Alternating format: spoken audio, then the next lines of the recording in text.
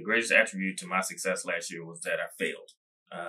My second year in recruiting, they took the floaties off and they let me do things on my own, and I wasn't ready. I failed. And when I say failed, it's not that I couldn't get enlistments, but I just didn't understand the process. I wasn't doing what I needed to do. And with that failure and not meeting those numbers and not meeting that mission, I ended up having to do extra duty. So I would have to do AARs daily. On top of that, I had extra hours. Now, the funny thing was when I got the extra hours, I was already there doing the extra hours. So I didn't want it to beat me, but I just didn't know what I was doing.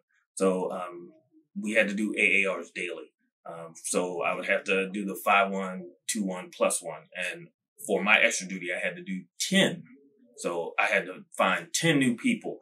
Now, my counterparts, what they would do is they taught me some ways to, not say beat the system, but if things were slow, they told me what to do so that I could always turn in an AAR. And it got to the point to where I would actually do my AARs in advance. And at the end of the day, I would look back and say, well, if I know what I'm going to turn in, did I really work? So I would look at the AAR and see that if I could do it in advance, what if I really put in the effort? So I would try to outdo every AAR every time. So when I'd go out to the schools, I would talk to a teacher, I'd write that down. So the biggest thing was if you don't put it in the computer, it didn't happen. So I would write down everything I was doing and I would value my day. And if at the end of the day, if I didn't do enough, I would stay longer and do more. And then that way, I valued my time. And that's the biggest thing because we don't get the time back. So if you put in the work, you get that, you'll see it back. My first sergeant told me, at my last promotion, he told my wife, he only required that I work 4 hours a day. And I took that to heart. So I only work 4 hours a day, but if it takes me 10 hours to get that 4 hours of work, that's what I do. So I put in that time. I realized nothing's immediate. Some of the great success last year was because I started 4 years ago. So when I was struggling, I was planting a seed, but it just wasn't time for it to harvest. So those were the biggest things there. And again, I have to say time management.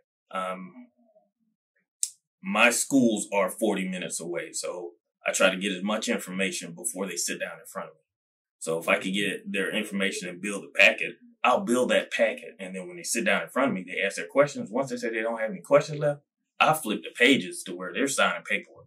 And the biggest thing is to be efficient. I've worked hard, but I've had to figure out how to be more streamlined. So I would say that's the biggest key to success. Make sure you're getting your value out of your day. If you have to do AARs, do it. And it'll show you what you truly did that day.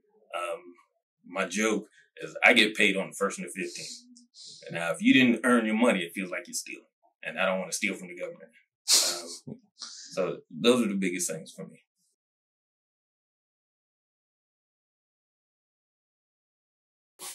That's a good question.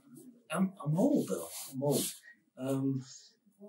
Because I don't think about my upbringing now because I got kids. But then I could say how I raise my kids affects how I recruit. Because again, I call my recruits my kids. The biggest thing is anything that takes me away from my kids has to have value now. Because I'd rather be home. I'd rather be home with my 3 kids. I got a son that's turning. I'm sorry. I'm hoping my last recruit is my son. He's 16 now. He turned 17 in December. And that's how I want to end it. And I don't think he will, but I know he would. I just don't think he'll be the last one. I'm sorry, that's a tangent there. But yeah, I realized I missed a lot of their time. And we went on vacation last month and they enjoyed that, but I realized I'm running low on time with them. So anything I do has to have value because I'm giving up that time. Who's the next general? Who's the next command sergeant major? And if my job is to find them. Now, what made me stay is I actually want to make sergeant major. And I was like, I'm looking for the next, but what's stopping me from doing it? If I believe in them, I can believe in myself.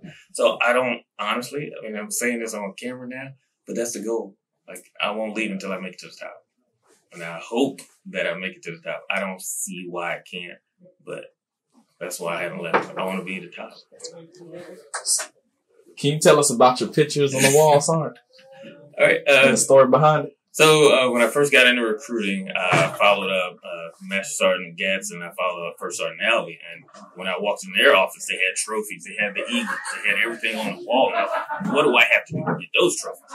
And for the longest, I couldn't get those trophies. But I changed it to where my recruits became my trophies. So every time I got an enlistment, I would take a picture with them. You know, we used to be able to go to MEPS and take the pictures there. And I would put it on the wall. And then from that, you know, my collection has grown. So they've been my trophies until I started getting trophies.